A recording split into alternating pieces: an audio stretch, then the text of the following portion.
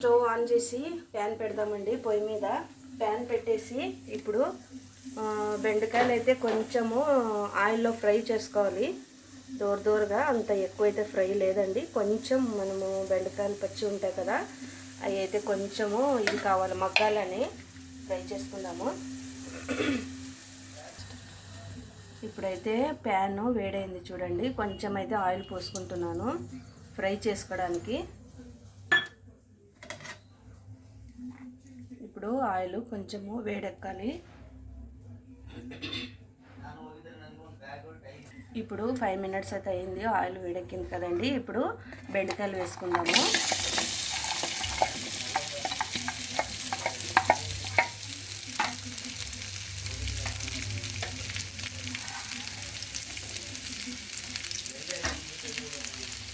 మళ్ళీ కొంచెం ఆయిల్లో కొంచెంసేపు పచ్చివాసన పోయేంత వరకు కొంచెం బెండకాయలు అయితే మగ్గాలి.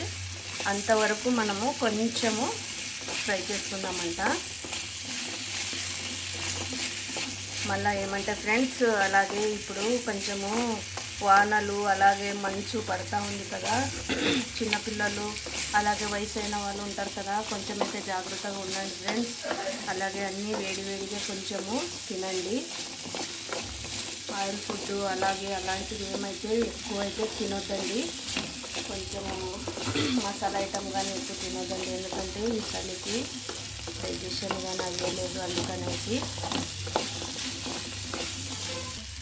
చూడండి కొంచెం ఆయిల్లో మగ్గుతున్నాయి, ఇంకా కొంచెం మగ్గాలి. ఇప్పుడు నవంబర్ నెల అయితే నడుస్తుంది కదా ఫ్రెండ్స్. ఇక్కడైతే దారూరు జాతర అని నడుస్తుంది.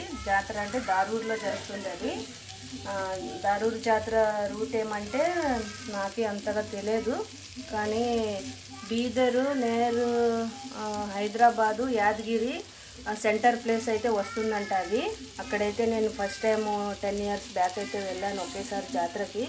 కానీ ఎక్కడెక్కడో మంది, చాలా మంది అయితే వస్తారండి. బెంగళూరు, హైదరాబాదు, మైసూరు మంది చాలా అంటూ అక్కడ మహిమలు జరుగుతాయంట.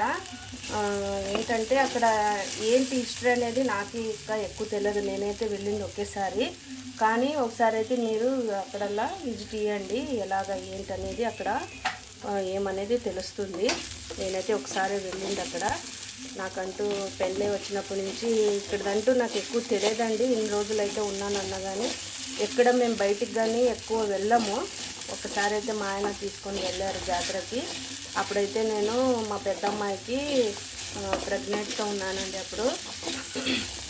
అందుకనేసి మేమైతే ఎక్కువ స్టే చేయలేదు అక్కడ. 3 డేస్ అయితే అంతే, 2 డేస్ ఏమో ఉన్నాం అంతే. 2 డేస్కి అయితే మళ్ళీ తిరిగి వచ్చేసాము. లాంగ్ జర్నీ అయితే మాకు ఇక్కడి నుంచి అయ్యిందండి. అప్పుడు ప్రెగ్నెంట్ టైంలో నాకు ఎక్కువ కాలేదు ఉన్నికి అనేసి అక్కడ ఏంటి అనేది నేను కనుక్కోలేదు. అప్పుడు వీడియోగానే చేయాలనే ఇది కానీ లేదు కదండి, అందుకనేసి నేను ఎక్కువ కనుక్కోలేదు. వెళ్ళాలని అనుకుంటున్నాం ఈసారి పిల్లలను తీసుకొని, కానీ చూడాలండి ఏమవుతుందేమో, ఎందుకంటే లాంగ్ జర్నీ ఒకటి కదా, అందుకనేసి. చూడండి కొంచెం అయితే మగ్గాయి, ఇంకా కొంచెం రోస్ట్ కావాలి. ఎందుకంటే మనము అలాగే చేసుకున్నామంటే ఇది ఫ్రై, దాంట్లో కొంచెము ఇది ఉంటుంది కదా, జెల్ లాగా వస్తుంది కదా, అదైతే వచ్చి ఫ్రై బాగా కాదండి. అందుకని నేను ఇలాగ చేస్తాను. ఇంకా బెండకాయల వెరైటీ అయితే చేస్తారు, నేనైతే ఇలాగే చేసేదండి. చపాతీలకు మాత్రము అదిరిపోతుందండి. మా పిల్లలు అయితే ఎంతో ఇష్టంగా తింటారు దీన్ని.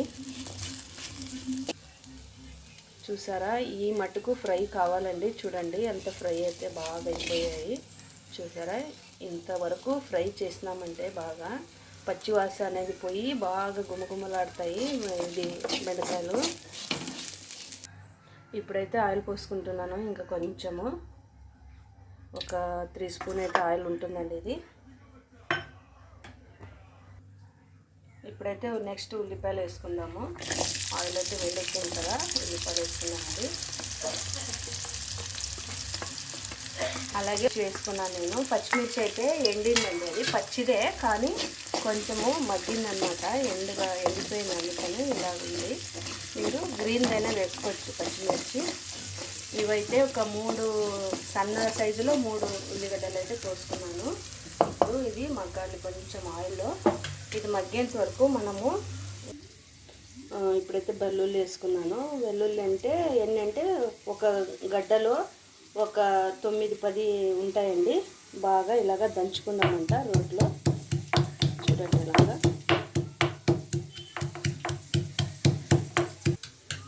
ఇప్పుడు వెల్లుల్లి దంచుకున్నాను కదా, ఇప్పుడు ఉల్లిపాయలు అయితే మగ్గుతున్నాయి.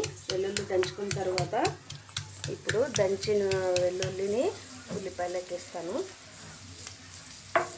ఇది ఇలాగ రోట్లోకి దంచి వేసుకున్నామంటే దాని టేస్టే వేరే అండి నిజమంటే. కానీ ఎక్కువ మసాలా అయితే నాకు ఏం దంచుకోనికి లేదు. రోల్ అయితే మాది సన్నది ఉంది.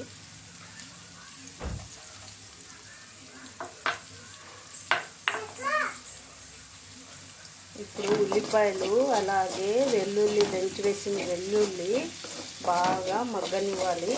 లో ఫ్లేమ్లోనే అండి. పేషెన్సీతో కొంచెం లో ఫ్లేమ్లోనే మగ్గించుకున్నామంటే ఉల్లిపాయలు కానీ బాగా ఫ్రై అవుతాయి. అలాగే ఫ్లేవర్ కానీ బాగా వస్తుంది. ఇప్పుడు నెక్స్ట్ అయితే కరివేపాకు వేసుకుంటున్నాను కొంచెము. చూడండి అప్పుడే కలర్ అయితే చేంజ్ అవుతూ ఉన్నాయి. ఉల్లిపాయలు బాగా గోల్డెన్ ఫ్రైకి కలర్ అయితే వస్తున్నాయి ఇలాగా. అందుకనే చెప్పేది మనము ఓపికతో కొంచెంసేపు మగ్గించుకోవాలండి. ఆ ఫ్లేవరే బాగుంటుంది. రుచికి సరిపడా ఉప్పు అయితే కొంచెం వేసుకుంటున్నాను. ఉల్లిపాయలకే వేసుకోవాలి. ఉప్పు వేసుకుంటే కొంచెం మగ్గుతాయి, తొందరగా అయిపోయింది పని అయితే. ఉప్పు వేసుకొని ఇలా బాగా కలుపుకోవాలండి. ఉప్పు అంతా ఉల్లిపాయలు బాగా పట్టాలి కదా, అందుకని బాగా కలుపుకోవాలి.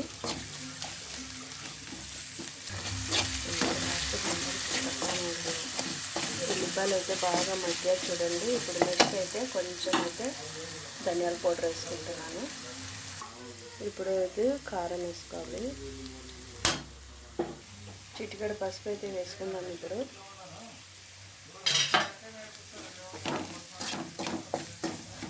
అన్నీ బాగా ఫ్రై అయ్యాయి కదా.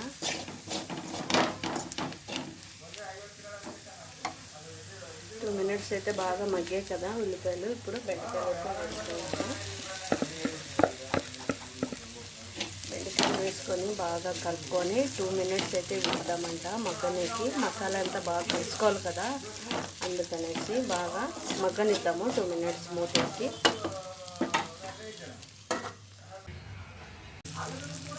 వేపుడైతే ఫైనల్ టచ్ ఇలాగైంది చూడండి. వేపుడు బాగా వచ్చింది, కానీ కొంచెం నేను చూసుకోలేదు, అడుగు పట్టేసింది. మీరైతే అలా చేయొద్దండి, నాకైతే పొరపాటు అయింది. ఎందుకంటే ఇక్కడ కొంచెం పాస్టర్స్ అయితే వచ్చారు, టీ పెట్టాకని వెళ్ళాను.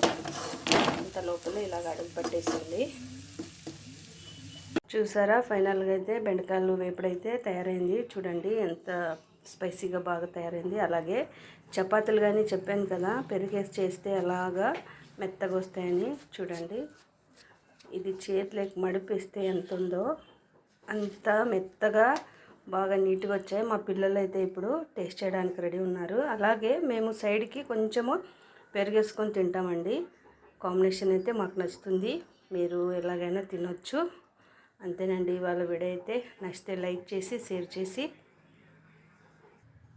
అలాగే మీకు నచ్చిందంటే ఇంట్లో ట్రై చేసి చూడండి. ట్రై చేసి ఎలాగొచ్చిందనేసి నాకు కమెంట్లో చెప్పండి. అలాగే ప్లీజ్ అండి లైక్ షేరు సబ్స్క్రైబ్ అయితే మర్చిపోదండి చేసుకోండి. Bye bye.